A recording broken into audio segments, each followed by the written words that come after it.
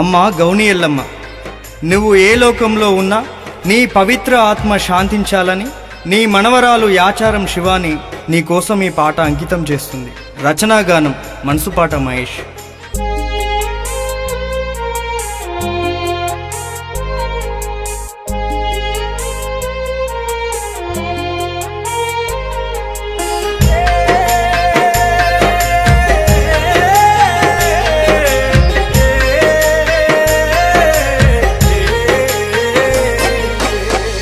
రంగారెడ్డి జిల్లాలోన మడుగుల గ్రామంలోన గౌని వారి వంశంలోన జన్మించిన తల్లి నీవమ్మ. గౌని వారి వంశంలోన జన్మించిన తల్లి నీవమ్మ. మరువాలేమో